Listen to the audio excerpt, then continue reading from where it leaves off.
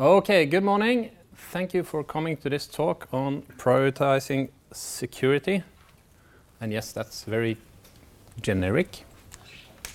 My name is Ola Alexander Pihl Konstad. I'm originally a telecoms engineer from Oslo Met. I spent 21 years in Conax, working with embedded security, and 12 of those in product management. And as of 2 weeks ago, I'm a product director in Cognite. And if you like to have a look at my blog, please do, but it's really small. It has something like 3 posts at the moment. If you find this interesting, I might have subsets of this one on the blog as well. So, prioritizing security is the pitch I originally sent to NDC TechTown, and then Ove sent me a message on Twitter, can you call me? And basically said, can you put in a little bit of industrial history? How many of you were at the Tandberg talk yesterday? Right. So Ove then knew he was going to hold that one. He wanted me to tell the story of Conax as well. Because he said a lot of people know Conax, but they don't know the story. I said, well, a lot of people don't know Conax. So first question, how many of you have heard of Conax before? Yeah, that's a few. And one of them has worked there, and one of them is married to one who's worked there. So not that many. Right. So this is about how Conax went from a Telenor research project to a 800 million NOK worldwide business, in addition to how we are going to prioritize security. And of course, when people ask me to tell history, I say, yay. So the content, we are going to hear about the king who wanted to be heard, our heroes who wanted to see the world, how the world suddenly changes, we have new threat models, and we need to start over some things, which leads us into how we're going to prioritize security, and a little bit of what happened next. So, once upon a time, circa 1984, there was a king. This king, the king of Norway, he wanted to have his New Year speech heard all over his realm, including the oceans, oil platforms, the ships, and way up the high north. And his engineers said, well, we could use a satellite for that. And thus, in 1984, Norwegian television was first broadcast on Eutelsat. From this day, the TV weather map, I don't know if anybody remembers this day, but they made a fuss about it because the TV weather map was updated. It certainly included Svalbard. The reason for that was that they could now see it live. Previously, they had to have tapes of the news sent to them. And a 2 days late weather forecast is not really useful. So now they had it live. But these engineers, and we're of course talking Telenor, they wanted more. They convinced the king, because there was a government company, to buy his own satellite. And of course the question was, who's going to pay for this satellite? These things cost hundreds of millions of dollars. Said the engineers, people will pay to watch television. But how can you make people pay for television? Well, you encrypt it. So I'm going to take you through the basics of a content DRM. And my ex-colleague here might say that, well, this is not a content DRM, it's a conditional access system. I know, it's in broadcast it's called conditional access, but it's basically a DRM because that's the term we're used to. So we start at the bottom, at what I call the third step. We have some content we need to transmit. The content itself is encrypted with the white lock. The white key is used to open the white lock. Basically what happens is that the transmission system contacts the DRM system and says, here is this white key, I need you to protect it. The purple lock here is the encrypted content key going to the receiving system. This key is the same for all receivers of this type of content. So if you're watching a TV channel, that TV channel is encrypted with one key. And all of us will have the same key. It's actually the same thing on the web. If we're watching the same video on Netflix, it's still the same key used for encrypting that content.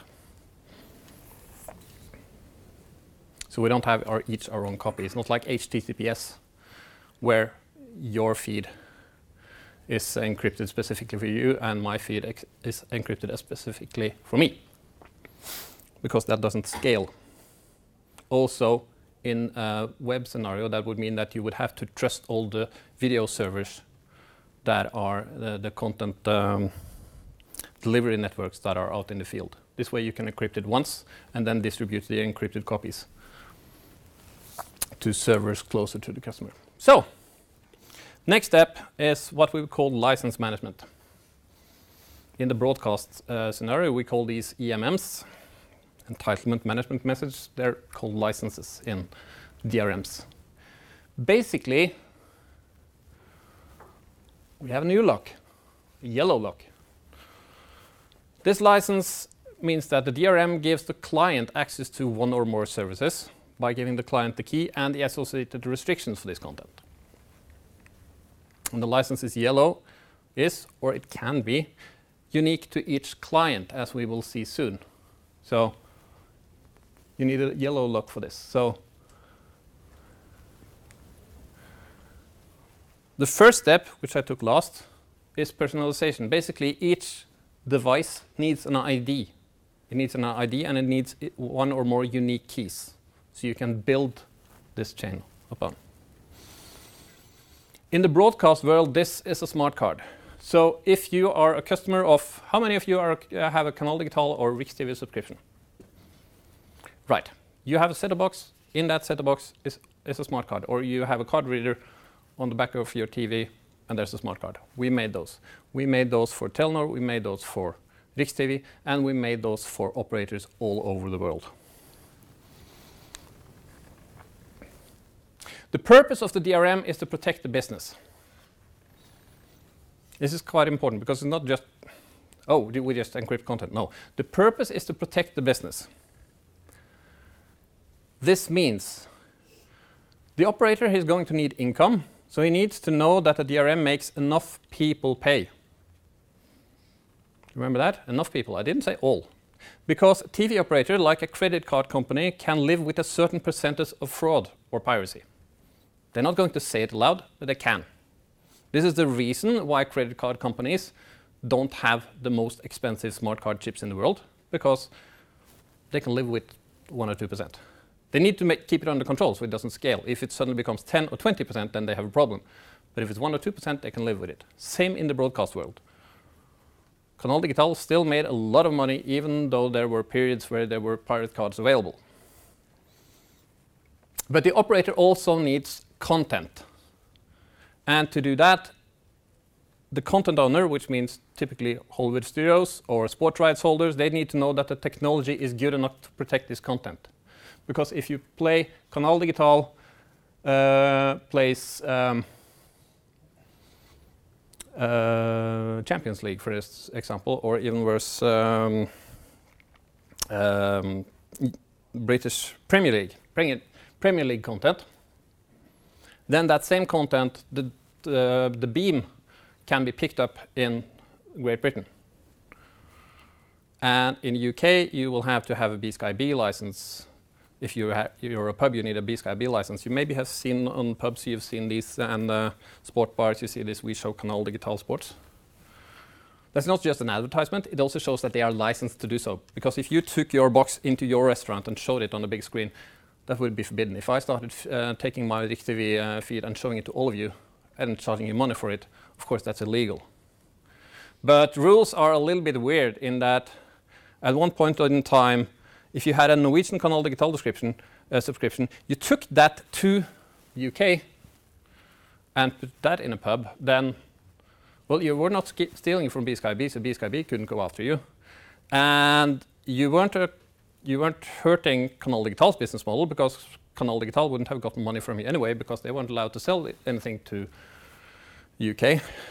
So you couldn't be gone after legally.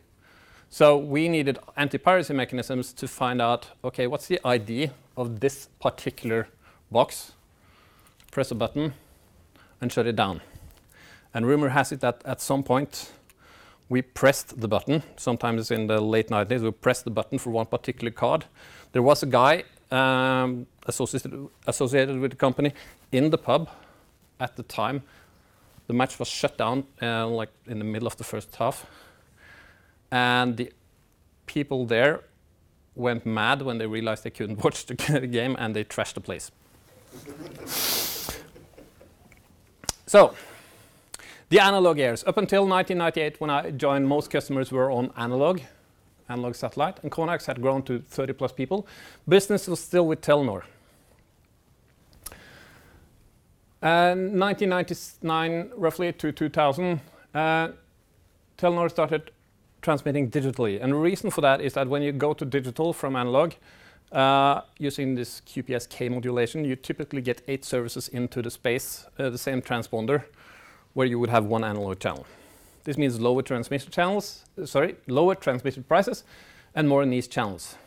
57 channels and nothing on, in the words of Bruce Springsteen, because nobody made more content. It's just the same content played over. But still, more channels. Discovery, science, and sidetrack, and history 1, 2, 3, 4, all this stuff that we're still struggling with. The other nice thing is that the entire ecosystem is standardized by the DVB organization, which is a subset of European Broadcasting Union. So not just Eurovision. The best thing coming out of the European Broadcasting Union is DVB. Which meant that our system could be plugged into anything that ran DVB, which means all of Europe, most of Asia, South America, not North America, not Japan.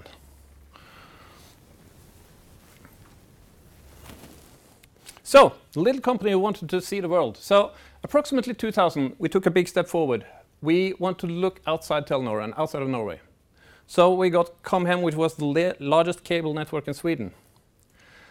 We started to look into terrestrial, which is basically sending TV over like standard aerials. So you can send television broadcast in 3 ways: satellite, cable, and terrestrial. Terrestrial in Norway means Riks-TV. And terrestrial, when it went digital, because terrestrial historically has been free to air.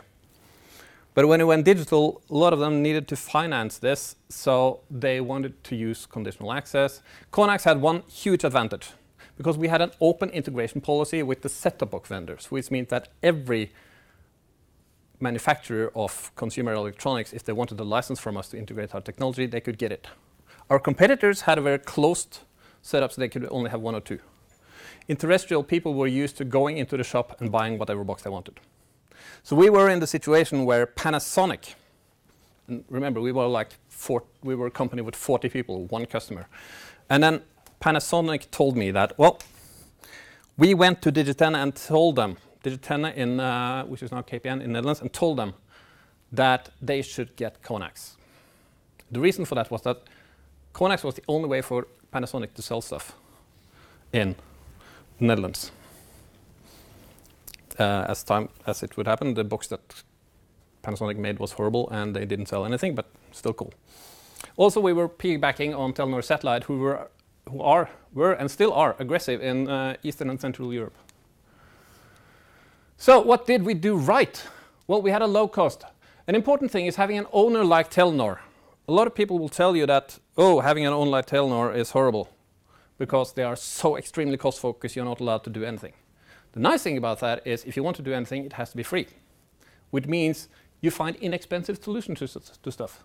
You have to make off-the-shelf solutions. You can't make customized stuff. So you can make the customer pay for making new stuff, but it still has to be, whatever feature he pays you to do, it has to be off the shelf for the next customer. Flexibility. Basically, one system could serve 5,000 or 10 million customers. More or less the same system, it just depends on how big hardware we put in. And the result is that we could make money on small and big customers, and we could grow with them. So we could sell into a cable network in Poland or Hungary, sell them 5,000 cards and a system, and watch as they slowly converted their cable network to digital and ordered 20,000 cards, 100,000 cards, 200,000 cards, 1 million cards.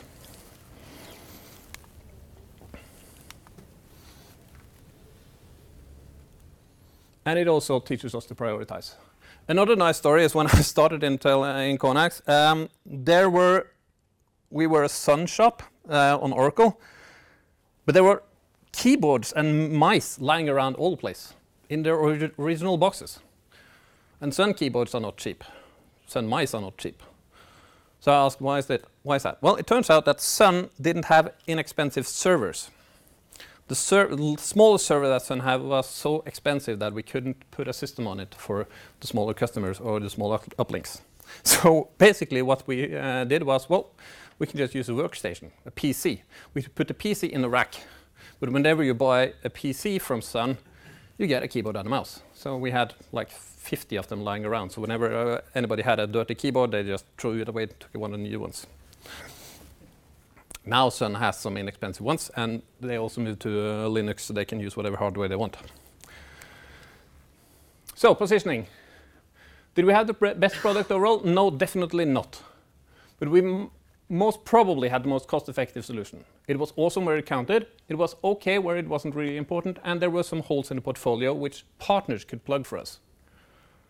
Conax was also too late to go after the big European and North American customers, which had large volumes and huge average return per users, basically the high-paying customers or high-paying end users. But when this came along, this was a hot buzzword in business some years ago. Brazil, Russia, India, China, the huge emerging markets, which potentially were larger than any other markets in the world. And when we talk about India and China, we can also talk about the rest of Asia. When we talk about Brazil, we can talk about the entire South America. And we had an awesome positioning there because they required off-the-shelf and latest technologies, but they required it at a much lower price point than our competitors. And we were set up to do that. Our competitors were not. So now we're getting to the crux of this tale. 2010, the dawn of internet streaming. 2010 was the year of the iPad 1.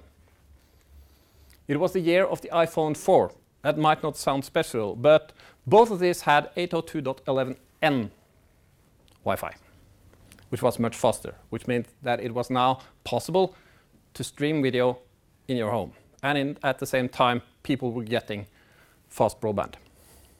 But now it was possible to stream video to a handheld device for most people with networks. This was also the year where Netflix launched standalone streaming, as in, this is what we have now. You know that Netflix started as a subscription service where you could get the DVDs in the mail. 2010 was the year that they started having a package that just did just this. And the term cord cutter appears. Does anybody here know what a cord cutter is? So a cord cutter is someone who has decided that he's no longer going to pay for his broadcast TV subscription, he's just getting it over the air. Or, sorry, he's getting it over the, what we call over the top. He's going to have Netflix, he's going to have some app. And for TV operators who relied on continuous subscriptions to pay for their satellites, to pay for their infrastructure, to pay for their networks, this is a huge problem. This is really scary for them.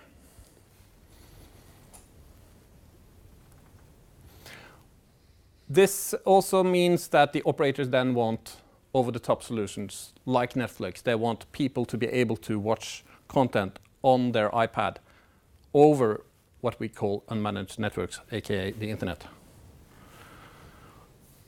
This means unmanaged networks means you don't have know the quality, which means you need adaptive streaming. Have any of you noticed that when you start, for instance, when you start HBO, the first few they had this noisy background, but the first few seconds it's even noisier. The reason for that is that the player doesn't know which bandwidth is available, so it asks for a very low resolution. And after some seconds, it knows that, okay, the speed is better, so I can ask for a better resolution, which loads a little bit slower. And this goes up and down dynamically, and you're not supposed to notice it. But this is the reason why the first 10 seconds, if you have like an old smart TV, the NRK app, for instance, has bad resolution the first 10 seconds.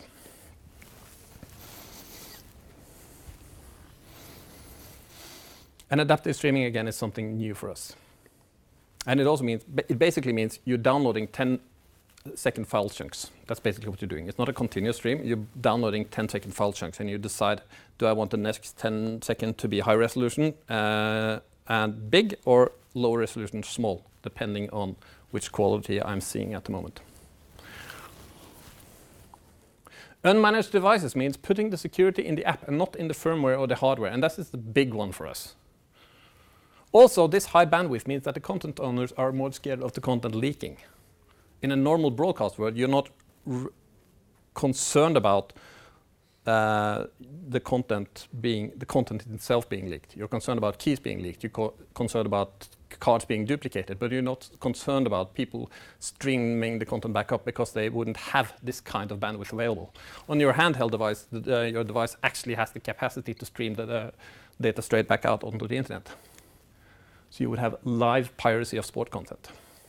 So how does Konak stay relevant to this? Well, it's obvious we need a Konak solution for DRM on iOS and Android. This means making a client SDK, which is where we're going.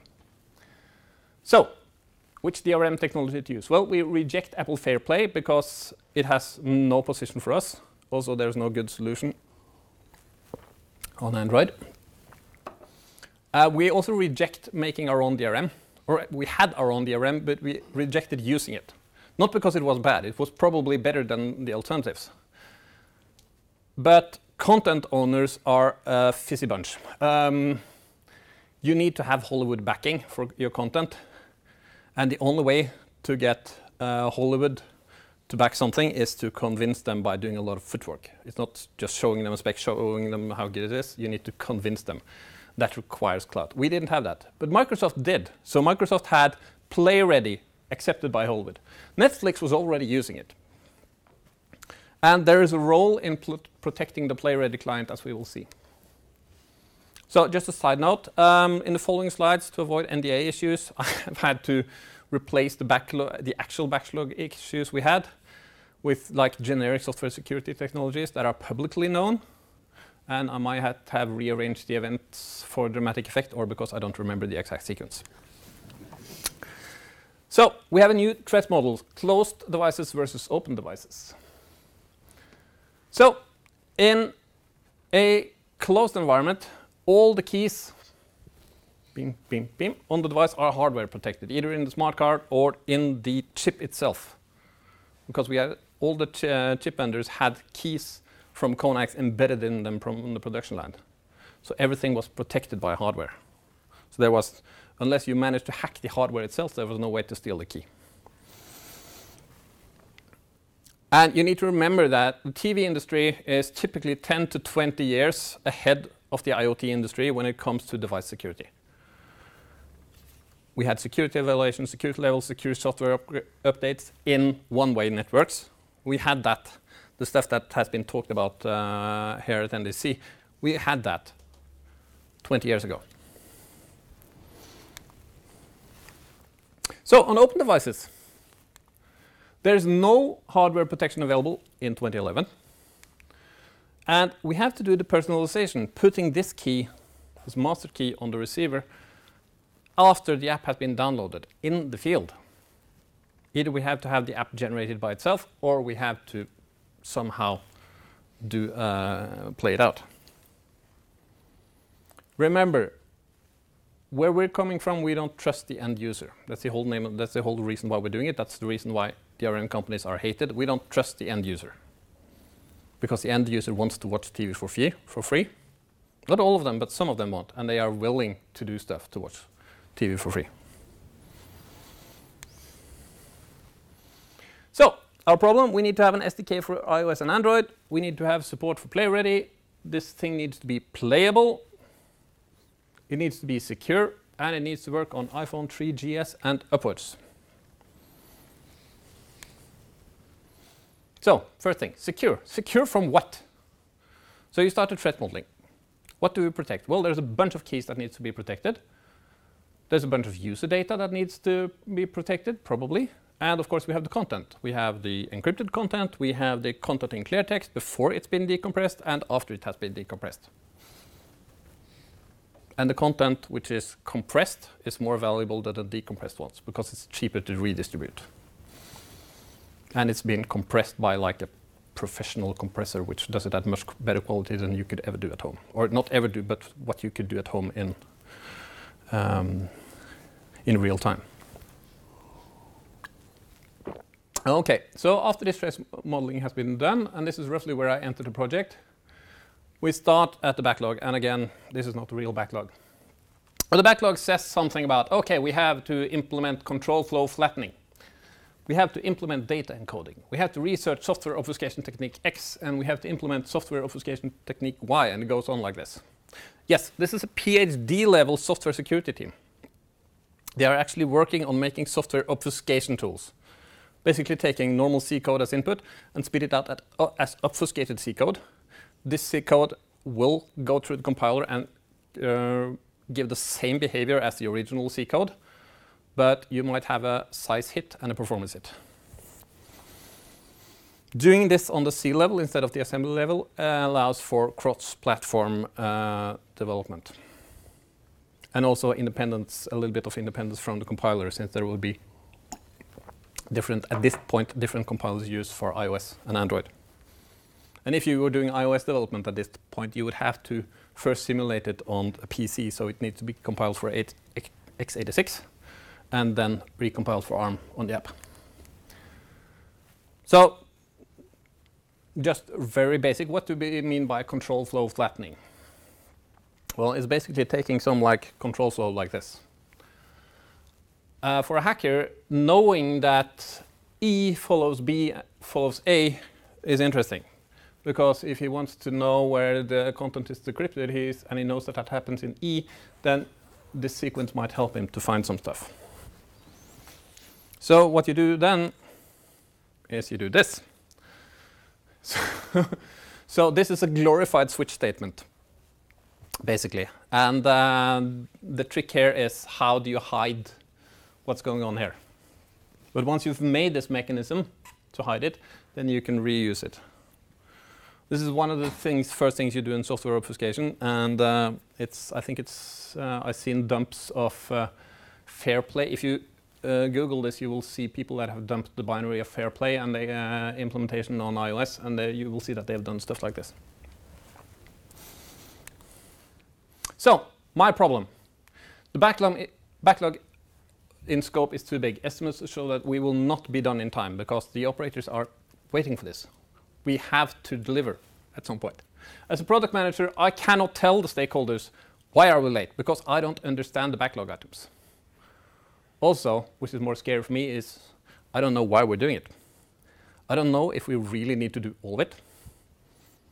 And since these obfuscation tools make things go slower, do we really have to take these performance hits? Coming from the broadcast world, one of the most important, do you know what the most important performance thing in broadcast is? It's this move here. Plus, plus. Next channel, next channel, next channel. Because you don't have like this EPG, you just sit down, press the button, press the button, press the button. That was programmed into my mind.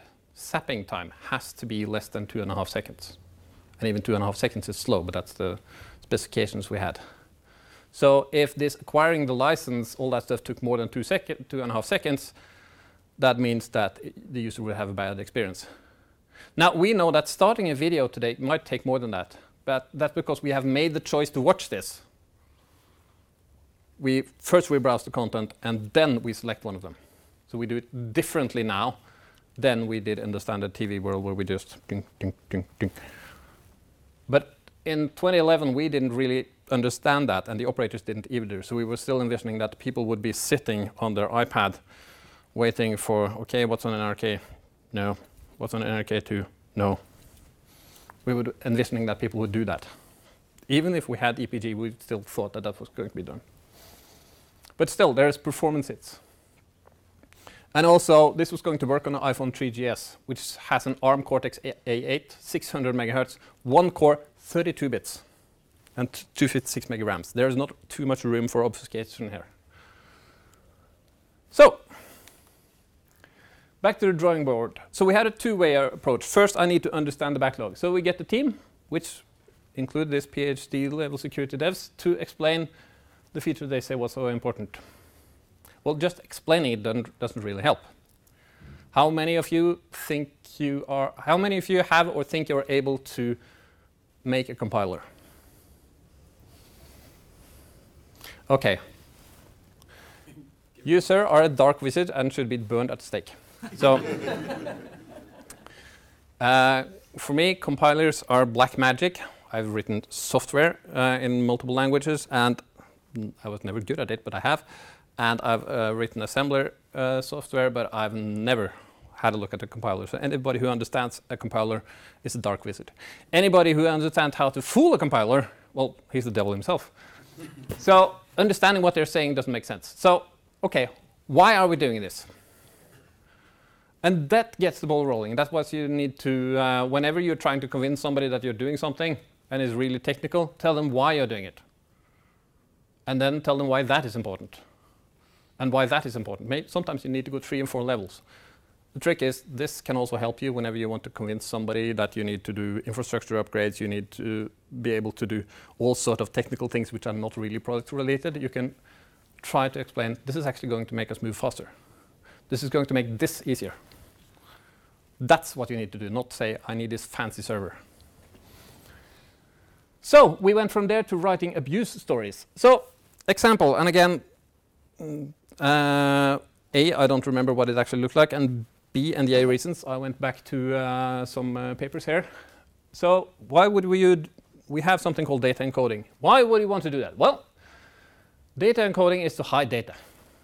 Why do you want to hide data? Well, we need to hide keys. Okay, what keys? Well, the keys that has to be stored in the code. And again, me coming from broadcast and hardware, storing keys in the code, that's not safe. Why do we need to store keys in the code? Long discussion. And we end up, okay, we have to store keys in the code. So then we start doing things like this. As a hacker, I need to be prevented from finding the keys by searching a binary dump. And this particular one is actually quite difficult because hiding a key is more than just encrypting it or just rot 13, whatever. Because a key in a binary stands out. Do you know why a key stands out in an executable? This was something that Adi from Mira and some guys found out in 1998. Yes? A key is random data and code is not random data? Yes. So you can have a tool look at it and it will say, oh, this has really high entropy. This is either compressed or encryption. And if it's small, then it's encryption. So the thing is to spread it out and actually reduce the entropy of this stuff for some. And of course, yeah, we had to do some of this, and I don't even know how they did it, so that's cool. But I get from there, okay, I can start telling our customers, my stakeholders, we need to do this. We're working on how to hide the keys. We're working on how to prevent hackers from finding the keys. So we're halfway there. I now have a backlog, I understand, and I can tell the others what we're doing. I still haven't prioritized it, and I don't know if we have to do all of it. So we need to redo the threat model. And again, I'm saying this for dramatic effect. I'm not sure if we did it exactly like this. But we have to do the basics all over again. What are we protecting? What are our assets? An asset can be a key. So why are we protecting these assets? And again, CIA. Confidentiality. Do we need to keep it secret? Integrity. Do we need to know that it hasn't been changed? Availability. It just has to be there. We just need to know that it hasn't been deleted.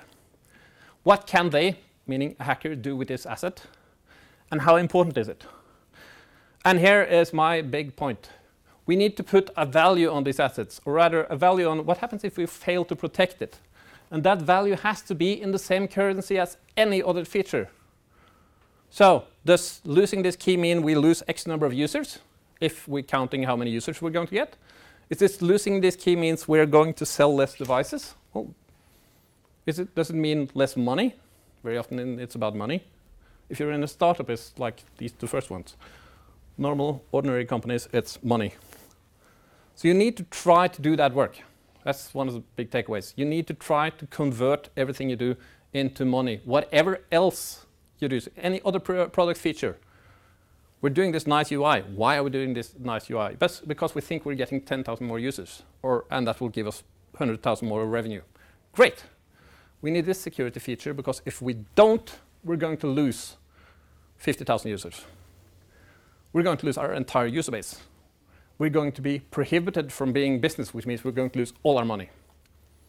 GDPR, for example. By the way, do you know the biggest rule of GDPR? GDPR, how to be GDPR compliant? How to protect data according to GDPR? don't have the data. Okay? And again, it's going to cost us this much to protect this data. Is storing and receiving that data that valuable to us? So if it's going to cost us $1 million to do this, and this the data is only worth $10,000, then don't have it in the first place. That's the kind of thing you can do. So, product prioritization 101. A product feature has some cost and it has some value. You will see these kinds of diagrams all over the place. You will see people using different words here, and they will also swap the axis. But again, the easiest thing is to divide it into something like this. If it's really expensive to make and really valuable, then maybe you will do it. If it's really expensive to make and not valuable, well, then of course you won't do it. If it's really cheap to make and really valuable, of course you will do it. If it's cheap and a little bit value, then probably you'll do it. This one, a lot of security stuff ends up here. And I'm always scared about that, because up here is where there's a lot of risk. And any way you can find to divide this into multiple bits that can be placed here and here and here, that's going to help you. So try to break stuff down. When you're doing this, you don't need a lot of details. You need enough details that you compare stuff to each other, so that you know this security feature is this much more costly than this user feature, or it's this less valuable than this user feature. So if you're using story points for cost, that's fine.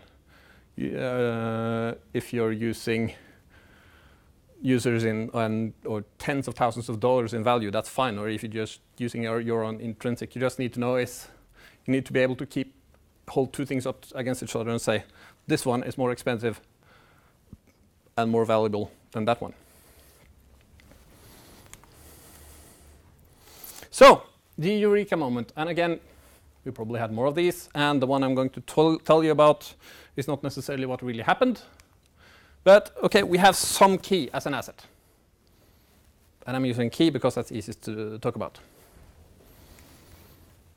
The team has realized that the cost of protecting this, because where it is in our system and how it's being used, is that the cost of protecting this is really high. So they've designed a really heavy mechanism, as in this purple box, to protect it. So what's the value of protecting it? So the value of this key is, well, it's medium, actually. Except, and here's another thing. At some point, we're handing this key over to, let's say, the OS. Because we have to. That's the way the system works. We have to hand this over to the OS. And we know that the OS is not able to give this one this much protection. It only gives it protection like this. So by definition, if we're going to live on iOS, the best protection this key is ever going to get, the weakest point is going to be this. So if there's something like this, then why do we need to spend time on this? So we're on something here. What I call version 1. We're suddenly here. It's not that valuable, actually, because we're now comparing it to the value comparing it relatively to what is on OS. And then, as a product manager, I asked the question, is there a way to make a less secure box? Of course, the developers don't want to make a less secure box, so I have to ask them nicely and say, could we do a less secure box first, and then we can do this one later? Have you ever had a product manager asking you for this? Can I have a simple version of this? Yeah. If he does that, what does that mean? Later means never, right? But if you do it in a nice way, you can be convinced. I think they actually have it now in the tool. They made the fancy box, but yeah, for this project, they didn't do it. So we end up with this one. And we go from something that is, 21 story points down to 3. So again, if you have somebody saying, oh, I want more, can't we just pile on the security? Longer keys, more secure protocols, esoteric cryptographic algorithms. Well, this is the second takeaway I want to give you. If you are a medieval builder and the king says, I want you to secure my city wall, then where are you going to start? I want to make the wall high so people can't get in over the wall and rob us. Where are you going to start? Which section? A, B, C, D, or D, E, or F, right? Well, you're going to start here because this is the lowest point. But you would be surprised of the number of people that think, well, F, that's key length. So I need to make this one higher. Because they haven't looked through this, where is the lowest point on my wall? And that's one of your first things you need to do when you're prioritizing security. What's the lowest point on your wall? Then you need to understand your system. And if you're not good enough to do that, then you need to hire somebody to help you. Security is a very specialized business. It's not, you shouldn't be ashamed that you need to hire people to do this. So, recap. Where are we for time? 41 minutes. Good. So, know what you're protecting, why and from who. Know what it will cost you to lose each asset, and do this in the currency used by the organization. Money, users, number of deployed devices. Find out the cost of protecting these assets, and if possible, have alternatives. And maybe most importantly, and this is something you need to do continuously as your work progresses, identify the lowest section of the wall. And then a final tip. We were working in working security features in an agile environment. And you often hear people say, fail fast, fail early. I would say that means security as well. If you're doing something security-wise, fail fast, fail early. That does not mean putting it in front of all the end users so a hacker can find it and reveal your secrets. It means put it in front of somebody who are doing. Use a security lab. There are a bunch of security labs that can do not only pen testing of systems like web servers. There are people that do pen testing like really hardware hacking, and that's a separate skill, hardware hacking of devices. And we had one of the best security teams in Norway, including Turi, your wife. But we didn't know how to do this. We were not hardware hackers. We were software analysts and security analysts, or they were. I was just a product manager who was good at talking. So find a security lab and go at them, send them stuff early. It's going to cost you money, but it's much lower risk to, when you think you have something, send it to them. We did that because I was used to doing it from the set-top box. I said, I'd like to have a security evaluation of this thing. And I want to have it before we're really done so that we have time to react to whatever they might find. And reading the report, which it's almost at the level that I'm not allowed to tell you that I read it, but it's, yes, I read the report. And it's kind of cool to see that, oh, this worked, this worked, this worked, this worked. Cool. Oh, we fooled them on that. Oh, that really clever trick we thought about, it actually turned out that gave them another way in. Not all the way in, but it gave them something else, so we have to redo that. So even pros need somebody else to have a look at their stuff. Okay. The product launched in 2013, and it gives Connex enough breathing space. Still, there's not a lot of money in this. But it gives us, we are still relevant to our TV operators who still make their big money in broadcast. 2014, Telenor sells Connex to the Kudelski Group of Switzerland for 1.5 billion NOK. At this point, Connex has 380 customers, 140 million subscribers, according to Telenor, in 85 countries. 140 million subscribers, basically 140 million boxes. And all of those boxes are implemented according to my specifications. That's kind of cool. Actually, it's really cool. I just realized this morning when I pulled this up. Oh, that's cool. So what happens to the product? Well, MultiDRM takes over. So within a few years, native DRM, which means wideband and play-ready, natively implemented in Android, and FairPlay on Apple takes in. And the reason for this is that they have better hardware integration. They have a secure integration with the player. The integration with the player is a problem because the player is doing the actual decryption. The player needs the key. This is much better as iOS and Android progresses. And then it doesn't make sense to come in with a third-party DRM on a handheld device. So Conax launches what we call Go Live, which is a multi-DRM system. This is what is being sold by now.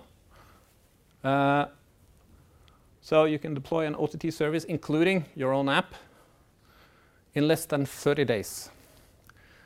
Again, this is the Conax mindset, off-the-shelf products for something that's normally personalized. Just making an app in 30 days is, from when you think about it until it's in the field, that's quick. Think of just having all the rest of the stuff. But we also see that cord cutting and market saturation takes its toll on the broadcast income. And as a consequence, in 2018, Conax is absorbed into its sister company, Nagra.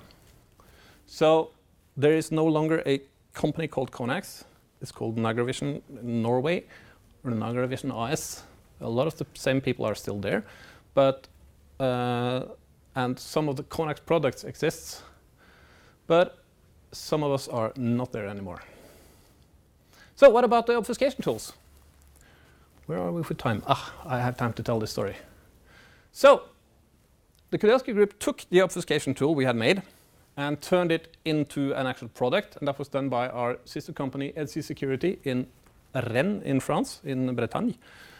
These are some of the smartest embedded security guys I know, so if you need help, by all means. And you can see that it's called KOP. I told you that this was a Conax, that this was an, we called it the Conax obfuscating compiler. The problem with that is the abbreviation COC, which is doesn't sound good. And it's not often that I have put, as a product manager, put my foot down and said we need to have another name, but this is actually the one time I did it. And I said, well, first of all, we can't call it that. Second of all, it's not correct because this is not a compiler, it's a preprocessor. C code in, C code out, it's a preprocessor. So it became the Conax obfuscating preprocessor, or COP. And when we were bought by the Kudelski group, they just changed Conax for Kudelski, and now it's called COP. And you can buy it. You can buy this as a service. So, what about me? Well, after leaving Conax, I found somebody who had noticed something. You remember these platforms and shifts and factories that we put signals into? They have a lot of devices, like hundreds, thousands of sensors stuck in systems and data that want to be liberated. So I got the chance to join a company called Cognite, which are trying to liberate the data of industrial IoT. And that concludes my talk. Any questions?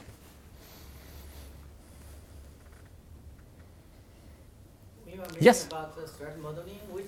Which kind of tool do you use to? So that depended a little bit on what our security analysts wanted to do. So I participated in those, but I didn't do it. A lot of it was because these guys were so good and so experienced. They did it just on the board, just looking, okay, what do we have? Following the flows.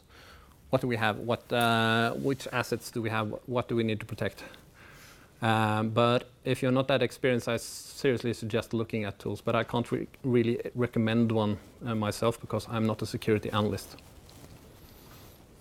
But yes, if you're not experienced, then it's good to have some sort of... Yes, Johan? When you make an obfuscating preprocessor, basically what you're doing is fighting the compiler and fighting especially the optimization steps in the compiler. Good point. Does that mean the preprocessor is customized for a specific compiler? You can basically fight this compiler better, and you don't really know how. What you do is you try to, if you're using COP, then the people there will tell you that, okay, they will ask you which compiler you're using, and they will tell you to turn off these optimization steps. That's typically what they're going to do. Say that, okay, this doesn't make sense. And they will also look at which part of the code do you need obfuscated, because you don't obfuscate the entire blob, because then the entire thing goes so huge that it doesn't make sense. So you'll obfuscate parts of it, and that's how much do you do? If you do not enough, then it's easy to see what's going on. If you do too much, then it's too slow. So that's a performance And presumably you're also fighting compilers over time. Since compilers get better at optimizing code, you need to get better at obfuscating it in order to... I'm guessing that there's a lot of that going on. I remember that we had those kinds of issues. But yeah, it's they had to test it. Basically, they tested code against multiple compilers and said, okay, I think they were using an MPEG, they were using FFmpeg or something in the beginning. They took the FFmpeg because the nice thing about compiling FFmpeg is it was open source, and you can have a large data set, which is the video that you want compressed, and it's always going to compress to the same. So it's easy to test with, right? And then basically they just used the obfuscator on FFmpeg and ran FFmpeg again and saw that it did the same thing. And then they could measure the performance, how big did it become, how much slower did it become. And this was very early on in the product. That product has become much more advanced now. So they probably have a lot of other tricks as well. But that was what they did in the beginning. But yeah, if you're doing like that, you're basically fighting the compiler. And you need to play along with the compiler, basically by telling it what to do and what not to do. Okay?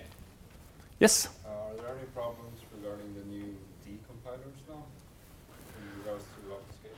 I haven't followed that field lately, but I would guess that this is more or less an arms race.